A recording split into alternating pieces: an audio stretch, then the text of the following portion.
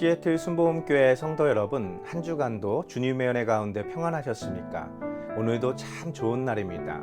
오늘 이 귀하고 복된 주일 아침 하나님께 정성껏 예배드리시고 주님이 우리를 위해서 준비하신 그 놀라운 사랑 안에 거하시기를 예수님의 이름으로 축원드립니다.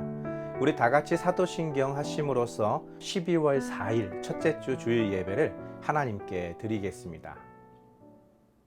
전능하사 천지를 만드신 하나님 아버지를 내가 믿사오며 그 외아들 우리 주 예수 그리스도를 믿사오니 이는 성령으로 잉태하사 동정녀 마리아에게 나시고 본디오 빌라도에게 고난을 받으사 십자가에 못 박혀 죽으시고 장사한 지 사흘 만에 죽은 자 가운데서 다시 살아나시며 하늘에 오르사 전능하신 하나님 우편에 앉아 계시다가 저리로서 산자와 죽은 자를 심판하러 오시리라.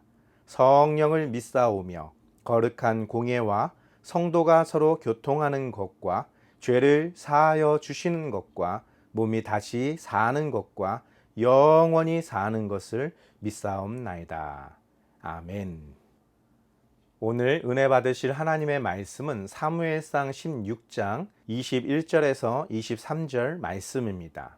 사무엘상 16장 21절에서 23절 말씀을 다 같이 한 목소리로 봉독하시겠습니다. 다윗이 사울에게 이르러 그 앞에 모셔섬에 사울이 그를 크게 사랑하여 자기의 무기를 드는 자로 삼고 또 사울이 이새에게 사람을 보내어 이르되 원하건대 다윗을 내 앞에 모셔서게 하라. 그가 내게 은총을 얻었느니라 하니라. 하나님께서 부리시는 악령이 사울에게 이를 때에 다윗이 수금을 들고 와서 손으로 탄즉 사울이 상쾌하여 낫고 악령이 그에게서 떠나더라.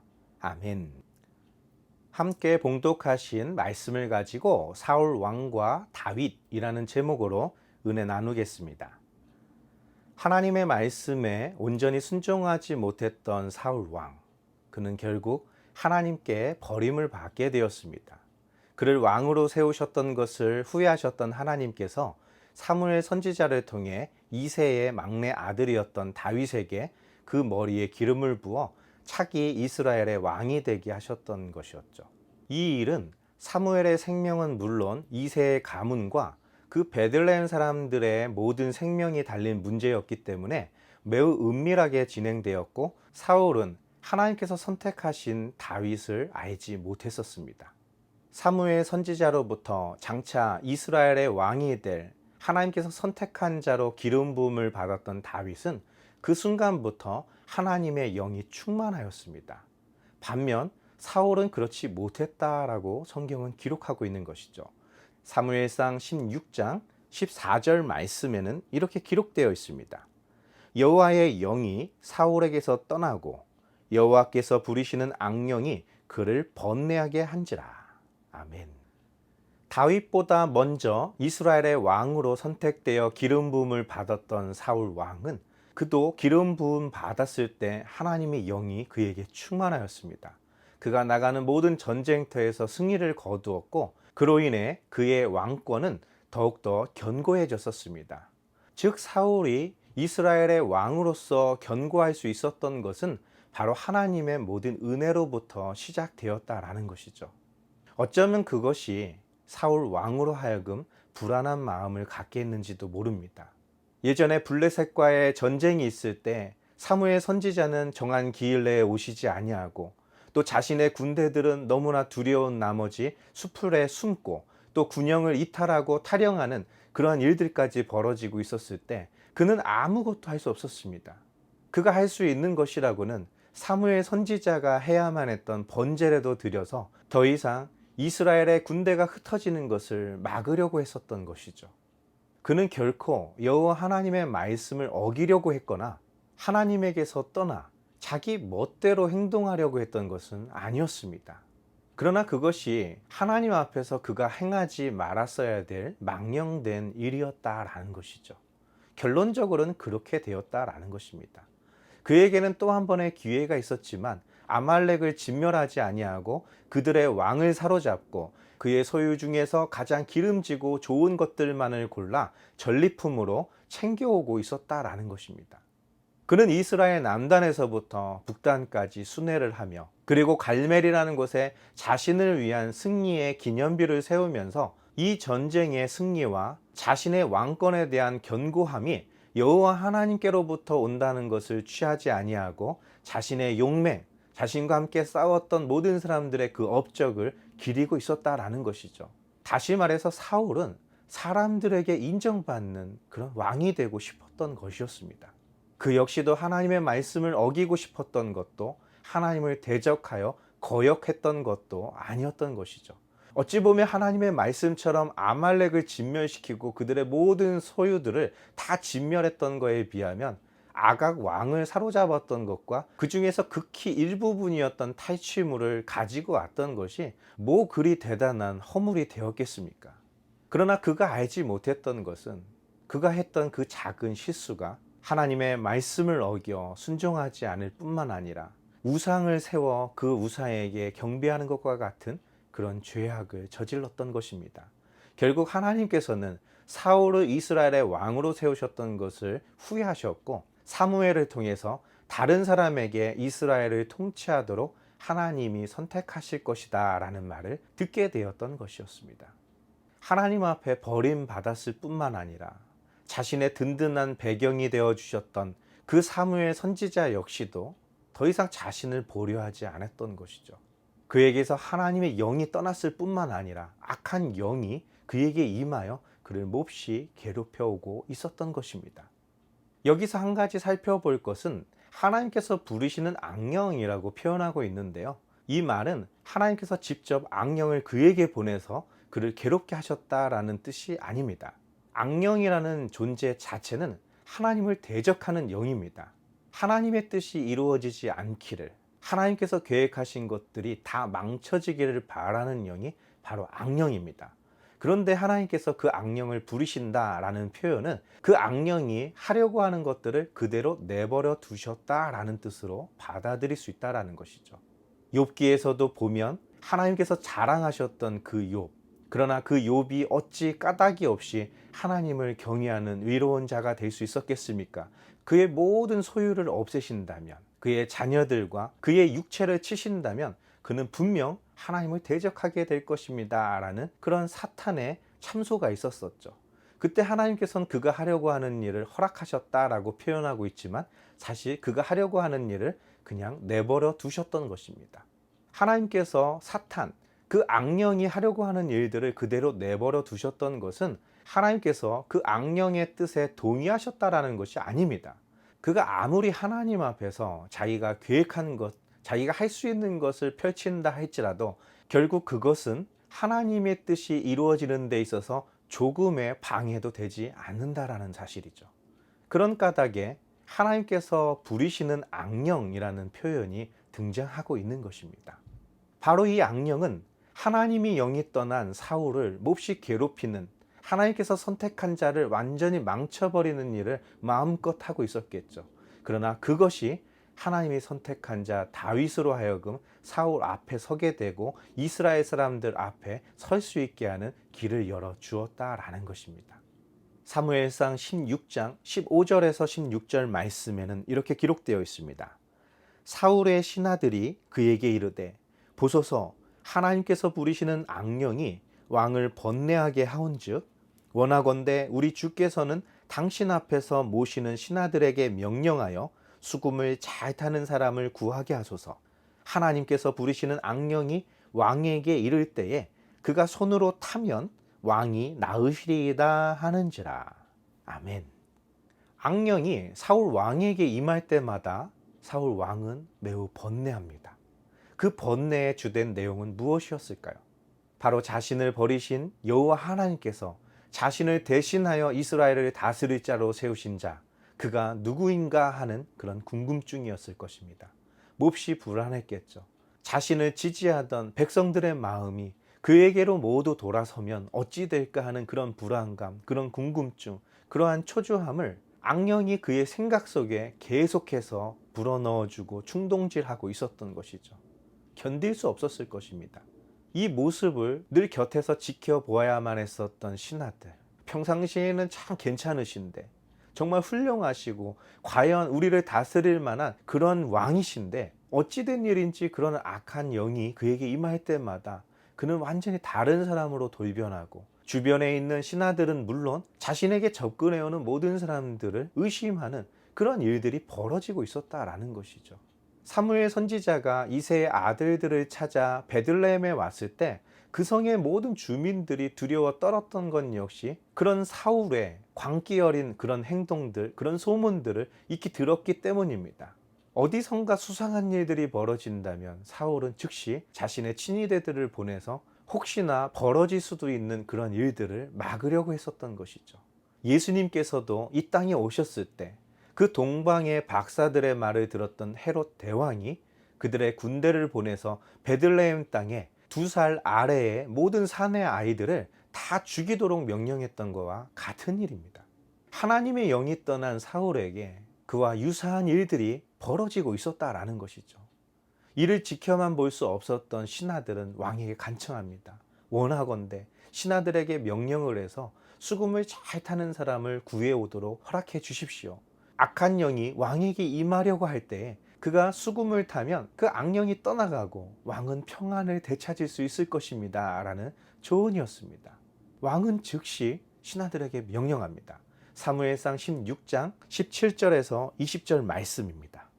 사울이 신하에게 이르되 나를 위하여 잘 타는 사람을 구하여 내게로 데려오라 하니, 소년 중 한 사람이 대답하여 이르되 내가 베들레헴 사람 이새의 아들을 본즉 수금을 탈 줄 알고 용기와 무용과 구변이 있는 준수한 자라, 여호와께서 그와 함께 계시더이다 하더라.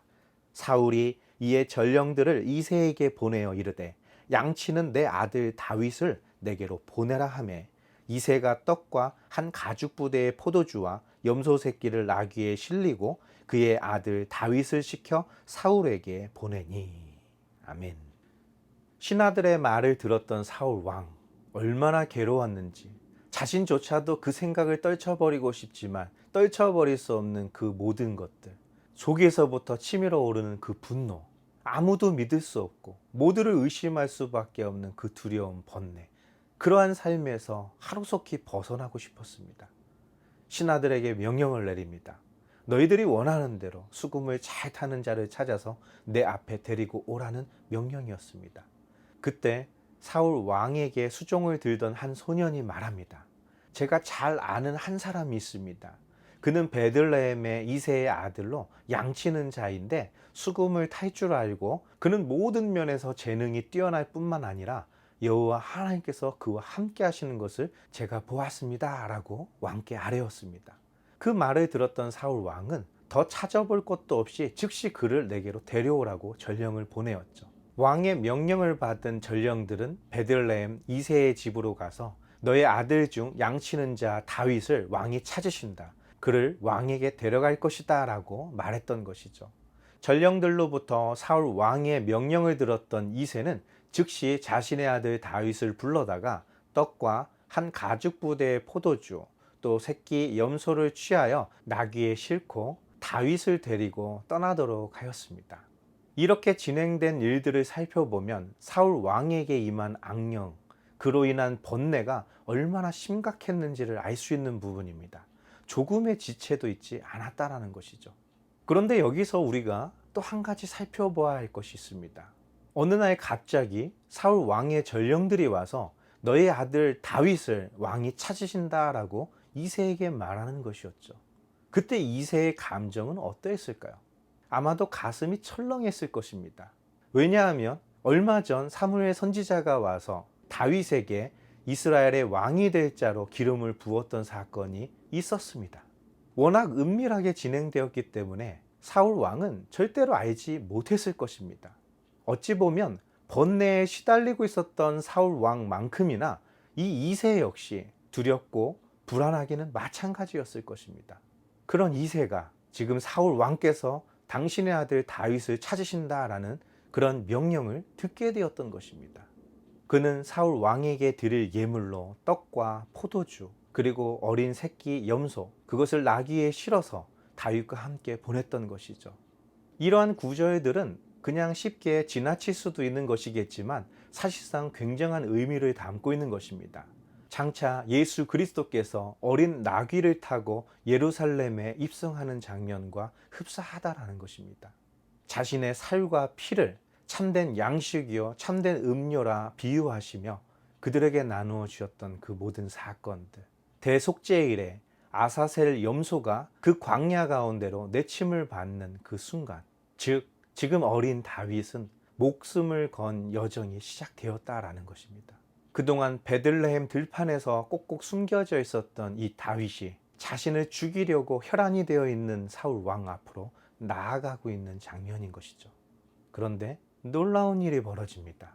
사무엘상 16장 21절부터 23절 말씀입니다. 다윗이 사울에게 이르러 그 앞에 모셔서매 사울이 그를 크게 사랑하여 자기의 무기를 드는 자로 삼고 또 사울이 이새에게 사람을 보내어 이르되 원하건대 다윗을 내 앞에 모셔서게 하라. 그가 내게 은총을 얻었느니라 하니라. 하나님께서 부리시는 악령이 사울에게 이를 때에 다윗이 수금을 들고 와서 손으로 탄즉 사울이 상쾌하여 낫고 악령이 그에게서 떠나더라. 아멘.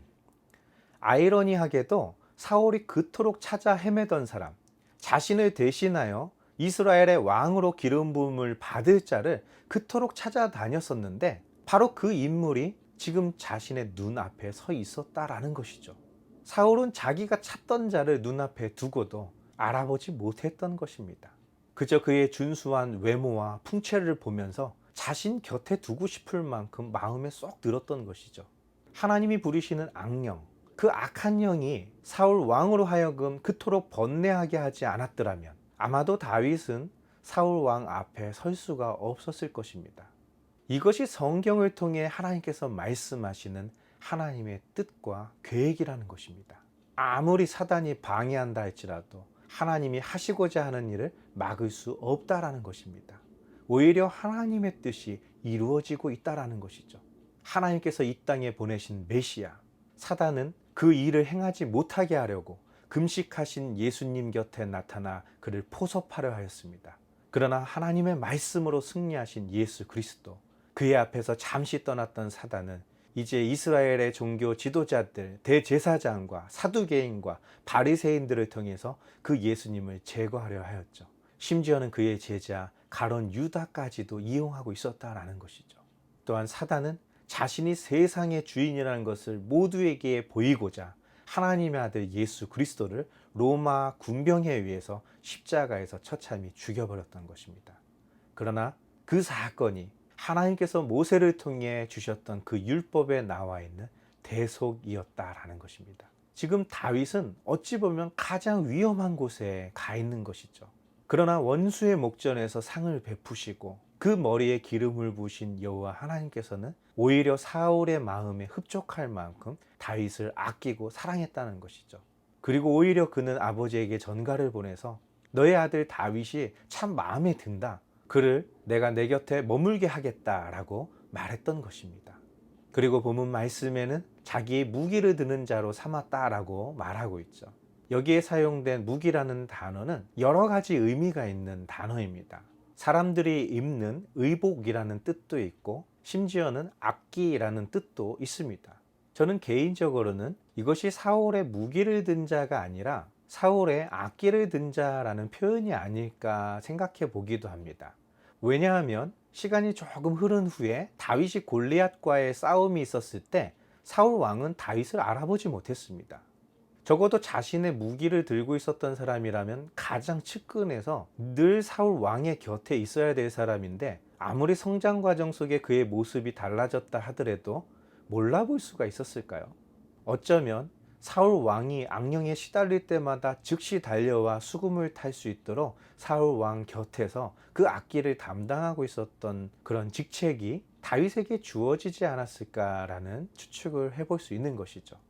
그러나 여러 가지 본문들 또 여러 가지 번역본들을 보면 하나같이 무기를 든 자라고 번역되어 있기 때문에 이것은 어디까지나 제 개인적인 추측일 뿐입니다. 그러나 어찌되었건 다윗은 사울 왕으로부터 대단한 신뢰를 얻고 있었고, 또 악령이 사울 왕을 괴롭히려 할 때마다 다윗이 달려와 수금을 타면 즉시 떠나가고 왕은 평안을 얻게 되었던 것이죠. 사울 왕의 입장에서 보면 이 다윗이야말로 자신에게 평안한 잠을 줄 수 있는 그런 사랑스러운 존재였다라는 것입니다. 이제 말씀을 정리하고 마치겠습니다. 참으로 놀랍지 않습니까? 자신에게 괴로움을 줄 줄만 알았던 그런 인물, 아이러니하게도 자신에게 평강을 가져다 주는 그런 인물이었다라는 것이죠.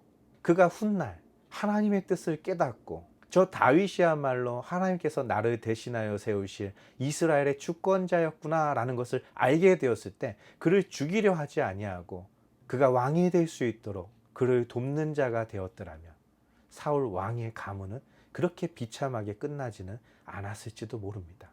그가 블레셋과의 전투에서 자신이 번제를 드렸던 것처럼, 그가 아말렉과의 전투에서 아각 왕을 살려두고 그 기름진 짐승들을 살려두었던 것처럼 하지 않았더라면, 하나님이 세우신 자를 하나님의 뜻대로 이스라엘의 주권자로 세우는 일에 앞장섰더라면, 비록 그가 하나님께 버림받아 이스라엘의 주권자 왕이 될 수는 없었겠지만, 그는 죽는 순간까지 다윗으로 인하여 평안을 얻을 수 있었다라는 것입니다. 바로 이 본문이 우리에게 말해주고 있는 것이, 하나님의 뜻대로 순종하는 자만이 그 참된 평안을 얻을 수 있다라는 말씀인 것입니다. 저와 여러분들, 하나님 뜻대로 순종할 마음이 있으십니까? 결단이 세워지셨습니까? 당장 나에게 있는 것, 그것을 지키기 위해서 하나님의 뜻을 조금 어기는 것이 양심의 가책이 되지 않는 분들이 있다면, 오늘 이 말씀을 통해서 돌이키시기 바랍니다. 우리의 불순종으로 하나님의 뜻을 돌이킬 수 없습니다. 우리를 돕는 것 같은 그 악한 영의 유혹이 하나님의 뜻을 막을 수도 없다라는 것이죠. 결국 하나님의 뜻대로 행하는 자, 그 뜻대로 순종하는 자만이 하나님의 평강, 하나님의 축복, 하나님의 은혜를 누릴 수 있다라는 것입니다. 주님 오시는 그날까지 이 은혜를 누리시는 저와 성도님들 되시기를 예수님의 이름으로 축원드립니다. 다 같이 기도하겠습니다. 살아서 역사하시는 좋으신 아버지 하나님, 사울 왕은 자신을 대신할 자를 찾아다니며 번뇌하였습니다. 하나님께서는 그 사지에서 다윗에게 은총을 베푸셔서 사울 왕으로부터 신임을 얻게 하셨습니다. 또한 다윗의 수금을 통해 사울이 진정한 평안을 얻을 수 있도록 하심으로써 더 소중한 사람이 될 수 있게 은총을 베풀어 주셨습니다. 사랑의 하나님, 우리가 지금 경험하고 있는 것, 이 모든 속에서 온전히 하나님의 뜻이 이루어지고 있다는 것을 믿게 하여 주시옵소서. 그 믿음이 흔들리지 않고 주님 오시는 그날까지 우리 가슴 속에 새겨지고, 우리 입술에서 다윗의 수금과 같이 하나님을 찬양하는 찬양으로 울려 퍼지게 하여 주옵소서. 주님께서 함께 하심을 믿사오며 예수 그리스도의 이름으로 감사하며 기도드리옵나이다. 아멘. 우리 다 같이 주기도문 하심으로써 12월 4일 첫째 주 주일 예배를 모두 마치겠습니다. 하늘에 계신 우리 아버지여, 이름이 거룩히 여김을 받으시오며 나라가 임하시오며 뜻이 하늘에서 이루어진 것 같이 땅에서도 이루어지리이다. 오늘 우리에게 일용할 양식을 주시옵고, 우리가 우리에게 죄 지은 자를 사하여 준 것 같이 우리 죄를 사하여 주시옵고, 우리를 시험에 들게 하지 마시옵고, 다만 악에서 구하시옵소서. 나라와 권세와 영광이 아버지께 영원히 쌓옵나이다. 아멘. 2022년도도 이제 한 달밖에는 남지 않았습니다. 벌써 12월이 되었습니다. 저에게 이 한 해는 참 다사다난했던 한 해였습니다. 많이 힘들기도 했고, 또 하나님 앞에 엎드릴 수밖에 없는 순간순간들이었습니다. 그러나 이 또한 하나님의 모든 계획 속에 포함된 것이라 믿기에 오늘도 하나님께 감사하는 마음으로 나아가고자 합니다. 우리 귀한 성도님들, 그 삶의 자리에서 얼마나 힘들고 또 어려운 길을 걷고 있습니까? 이 믿음의 삶을 살기 위해서 또 얼마나 많은 믿음의 선한 싸움을 또 싸우고 계십니까? 그러나 한 가지 우리가 잊지 말아야 될 것은, 어떤 사단의 방해도 하나님의 뜻을 꺾을 수 없으며 하나님께서 우리에게 주신 믿음의 사람들에게 허락하신 그 기쁨을 막을 수 없다라는 것입니다.